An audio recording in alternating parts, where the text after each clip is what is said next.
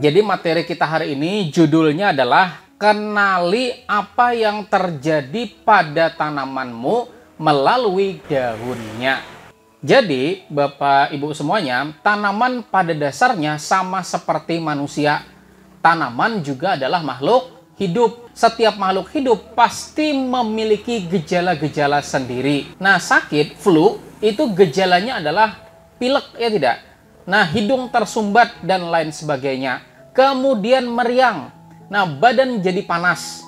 Nah, ternyata tanaman juga sama. Ketika tanaman kekurangan unsur hara tertentu atau ada hal yang terjadi pada tanaman itu sendiri, maka tanaman akan menimbulkan gejala.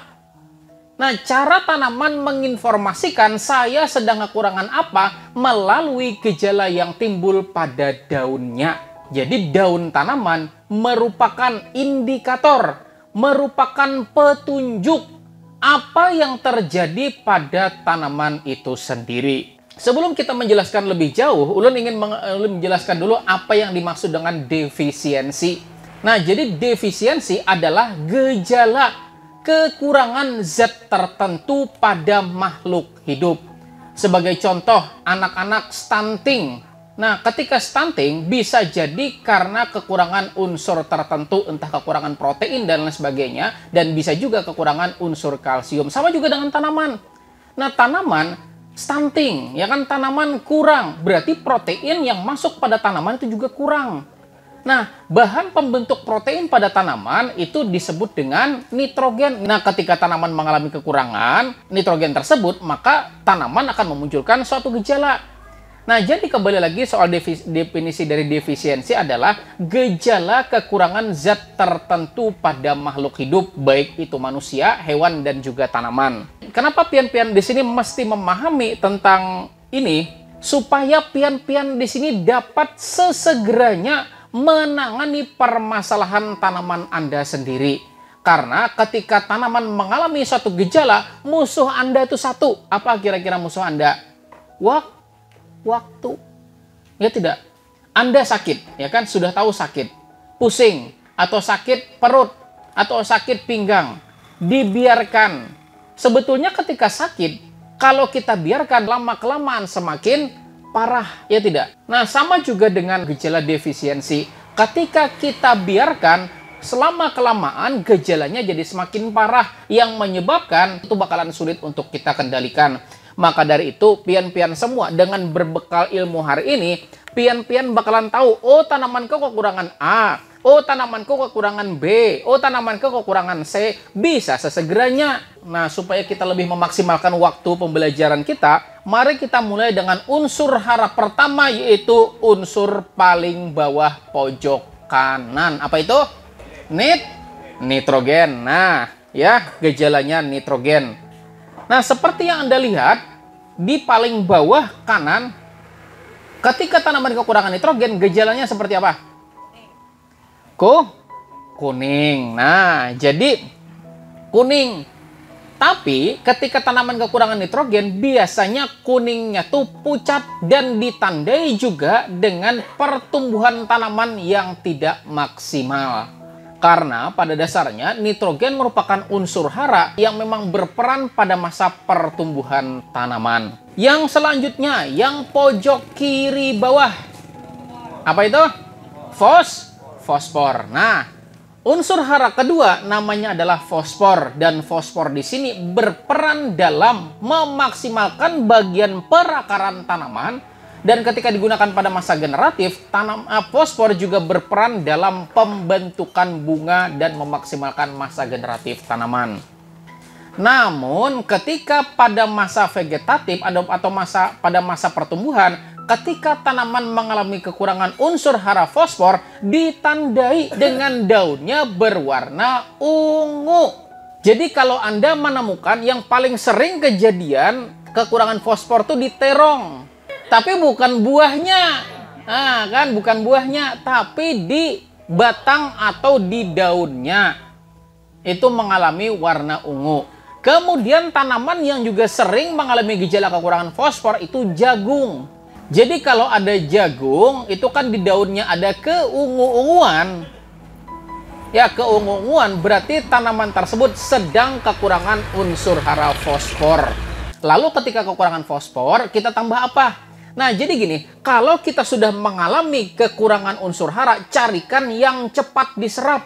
Apa yang cepat diserap? Yaitu pupuk yang ketika kita larutkan dalam air, dia bisa larut. Contoh, kalau pupuk daun yang bisa diaplikasikan untuk akar itu contoh namanya DAP, MAP, MAP, Ultra DAP, ya tidak?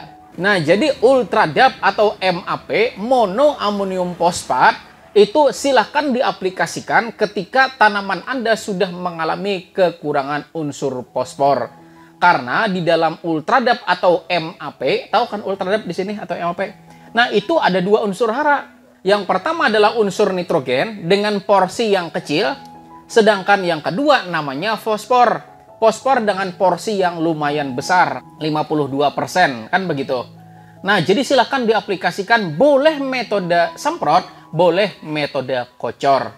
Lalu kalau pian bertanya kalau memang yang murah lagi ada tidak? Ada, pupuk akar. Cuman memang harus dilarutkan sampai benar-benar larut dulu. Namanya Amopos. Pernah tidak dengar atau pernah nggak tahu apa itu Amopos? Amopos singkatan dari amonium fosfat. Itu juga sama, bisa dipakai. Sedangkan kalau misalnya Anda aplikasikan semacam SP36 atau TSP, sebaiknya jangan. Kenapa? Karena kalau Anda aplikasikan hari ini, TSP atau fosfat itu mungkin akan keluar sepenuhnya dalam waktu 40 hari kemudian. Jadi misalnya kan TSP kandungannya 36%, maka ke 30-36-nya itu bakal lepas semua dalam waktu 40 hari ke depan. Jadi terlambat. Nah, jadi kalau sudah menemukan ungu itu langsung cari entah Ultra DAP, entah MAP atau Amopos tadi. Supaya kita bisa menyediakan unsur hara fosfor dalam jangka waktu yang cepat. Selanjutnya kita naik sedikit ke yang sebelah kanan. Atasnya nitrogen apa? Kalium. Nah, kalium adalah unsur hara yang digunakan untuk mentransportasikan hasil fotosintesis ke jaringan-jaringan tanaman. Makanya kalium biasanya diistilahkan dengan unsur hara generatif. Nah, gejala tanaman mengalami kekurangan kalium juga kuning. Namun kuningnya itu dimulai dari ujung daun sampai ke pinggir-pinggirnya dulu membentuk huruf P terbalik. Jadi ketika tanaman mengalami kuning yang dimulai dari pinggir membentuk huruf P terbalik atau membentuk huruf A lah, ya tidak? Nah, itu gejalanya kekurangan kalium. Jadi kalau pian tahu, oh ternyata tanamanku seperti itu, ya kurang kalium. Nah, jadi kuning penyebab tanaman kekurangan kalium, maka tanaman itu gejalanya mulai dari ujung dan juga samping-samping membentuk huruf P terbalik atau huruf A itu mengalami kuning terlebih dahulu yang nanti akan berangsur menuju ke semua daun. Jadi kalau nitrogen kuningnya itu mulai tengah keluar. Itu nitrogen. Kan mulai dari tengah baru keluar. Sementara kalau kalium dia mulai samping dulu, mulai ini kan daun nih, ya tidak? Nah, ini daun. Jadi mulai atas sini dulu. Nah, baru ke tengah. Itu kalium. Dan kalau Anda menemukan gejala kekurangan kalium, maka carilah pupuk yang kaliumnya tinggi. Apa pupuk kalium tinggi? Contohnya KNO3. Ya, pupuk namanya KNO3. Itu tinggi kalium. Kemudian yang kedua, ya kan yang tinggi kalium. Siapa tahu juga sekalian kekurangan fosfat, maka carilah MKP. Ya, MKP boleh. Siapa tahu kekurangan kalium dan juga kekurangan fosfor atau fosfat, maka sekalian MKP. Atau misalnya cuman kalium aja, maka silakan cari namanya SOP, sulfat of potas atau kalium sulfat, kalium sulfur. Nah, itu juga tinggi kalium. Atau kalau tanaman Anda misalnya tidak sensitif klor, contohnya kayak cabai, kemudian alpukat dan sebagainya itu sensitif klor, maka silahkan pakai KCl. Siapa tahu Anda nanam terong misalnya kan, terongnya menemukan ternyata di ujung daun mulai dari ujung sampai ke samping-samping ada menguning. Kekurangan kalium, maka pakai KCl aja. Kalau kayak macam terong, mentimun, saya tidak menyarankan yang mahal-mahal. Maka silakan kaliumnya kalau Anda nanam terong, nanam kayak mentimun, nanam karawila atau gambas ya tidak. Kemudian nanam pare, ya pakai KCL aja. Iya, KCL itu kan lumayan harganya, lumayan terjangkau. Mending kaliumnya itu aja. Boleh, silakan. Nah, selanjutnya kita kemudian ke sampingnya. Nah, apa sampingnya? Magnesium. Nah, magnesium adalah unsur hara yang merupakan pembentuk klorofil tanaman. Nah, gejalanya ketika tanaman mengalami kekurangan magnesium, maka Anda bakalan lihat ketika Anda memetik daun, maka tulang-tulang daunnya itu warnanya hijau, tapi daunnya warnanya kuning. Nah, kan kelihatan kan ada tuh tulang-tulang daun, ada kan? Tulangnya tuh warnanya hijau. Tapi kalau daunnya kuning, tulangnya hijau, berarti kekurangan magnesium. Yang paling sering kejadian ini di jagung. Sering banget saya menemukan jagung Anda kekurangan magnesium. Nah, jadi kalau misalnya, pokoknya kalau daun jagung, daun padi, tulangnya tuh kan memanjang. Ya kan? Sementara kalau kayak cabe, ya tidak, kalau kemudian kayak tomat, terong, daunnya tuh kan tulang utama, kan ada namanya tulang utama. Kemudian ada namanya tulang sekunder. Nah, jadi tulang utamanya hijau, tulang sekundernya hijau, daunnya kuning. Nah, itu kekurangan magnesium. Lalu apa saja sih pupuk yang ada kandungan magnesiumnya? Pertama adalah magnesium sulfat. Mag-S, atau kalau merek Paktani namanya magnesium sulfate. Ada kan yang warnanya putih hijau. Nah, magnesium sulfate ada. Lalu apalagi magnesium yang murah tidak ada nggak Pak? Yang murah ada. Namanya dolomit. Dolomit itu kalsium magnesium. Ya, CaMgCO3. Nah, ulun sudah kasihkan loh cara yang termurah begitu kan pakai dolomit. Ambil segenggam, larutkan 7 liter air, kocor. Nah, jadi kalau setangkis itu 3 genggam atau 250 sampai 300 gram. Larutkan ke dalam ember dulu, ya. Setelah larut dalam ember, sudah larut, baru ambil, sisakan ampasnya. Silahkan Anda kocorkan. Kocornya kurang lebih 50 sampai 100 ml per tanamannya. Itu boleh pakai dolomit aja, nggak jadi masalah. Jadi namanya dolomit itu bahan rumus kimianya namanya CaMgCO3, kalsium magnesium karbonat. Itu juga boleh. Lalu kalau misalnya Anda menemukan ternyata sudah berbunga, sudah berbuah, masa generatif, ternyata tanaman kekurangan magnesium, apa kira-kira? Namanya adalah pupuk subur kali. Ada warnanya kuning. Nah, itu juga boleh. Dan di sini jangan dihubungkan saya promo pupuk ya. Saya nggak ada hubungannya sama Merauke begitu kan. Saya hanya ingin memberikan pengetahuan ke Anda. Jadi kalau misalnya tanaman kekurangan magnesium di masa generatif, pakainya adalah kalium magnesium sulfat. Itu nama dagangnya namanya subur kali. Nah, selanjutnya kita ke yang pojok paling atas kanan. Apa itu pojok paling atas kanan? Paling atas namanya adalah kalsium. Nah, kalsium adalah unsur hara yang dapat mempertebal dinding sel tanaman. Dan kalsium biasanya itu sangat-sangat berperan luar biasa pada masa transisi. Jadi mulai masa transisi, peralihan dari masa masa pertumbuhan ke masa berbuah, dia sangat-sangat memerlukan namanya kalsium. Tujuannya apa? Supaya memaksimalkan masa generatifnya nanti. Nah, ketika tanaman mengalami kekurangan kalsium, itu ditandai dari daun mudanya agak pucat. Daun mudanya pucat dan ujungnya tuh agak mengering dan kuncup-kuncupnya tuh agak mati. Tapi kalau paling mudah mendeteksi kalsium ini pada saat sudah berbuah. Kalau tanaman tomat kena busuk pantat, jelas sudah kurang kalsiumnya.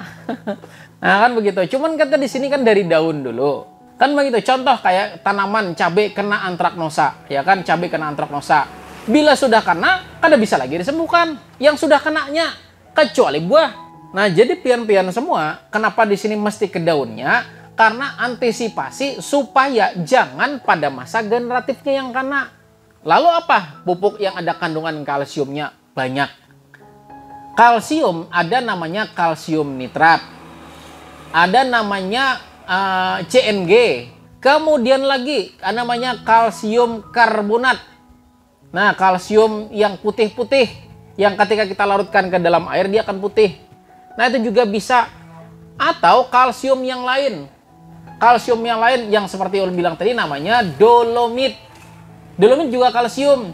Namun dolomit kalsiumnya itu tidak sebesar kalsium lainnya.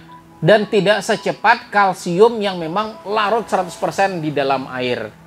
Tadi kan, nah selanjutnya kita ke sulfur. Nah, ketika tanaman kekurangan sulfur, nah ini mirip banget kekurangan nitrogen. Karena nitrogen dan juga sulfur ini kerjanya saling bersamaan. Ibarat misal kayak tukang. Tukang itu nggak bakal bisa cepat kerjanya kalau tidak ditemani satu orang pelayan. Kayak kita misalnya lagi bikin dak. Dak itu kan kalau dikerjakan sendiri itu bakalan lambat selesai. Sementara kan yang namanya dak itu membutuhkan kecepatan. Karena kalau karing sudah dak tuh wassalam sudah. Ya kada? Maka harus ditemani, harus ada yang mengadukakan, ada yang memoles, ya tidak? Nah, kan begitu. Jadi kerjanya bersamaan. Jadi ketika nitrogen itu mirip, ketika nitrogen itu gejalanya dari tengah keluar. Nah, sulfur juga mirip. Karena dia ini kerjanya bersamaan. Nah, jadi kalau gejala kekurangan nitrogen, maka boleh tidak, misalnya kalau Anda bertanya, kalau ternyata saya menemukan tanaman saya kekurangan nitrogen, boleh nggak juga ditambah sulfur? Boleh. Artinya Anda menyuruh orang menggawi dak, Anda menyediakan tukang lawan pelayannya. Sekalian. Jadi kada cuma nitrogennya aja. Diberi tukang, diberi pelayannya, lakas kada selesai. Lakas. Nah, jadi kalau sulfur itu mirip-mirip dengan nitrogen.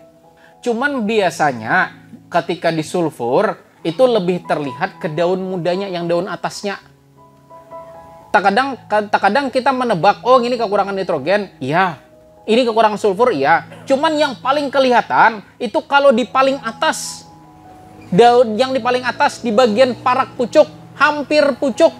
Nah, daunnya gejala kekurangan nitrogen tapi di paling atas. Nah, itu juga kekurangan sulfur. Tapi kalau cuman tengah sampai ke bawah berarti cuman kekurangan nitrogen.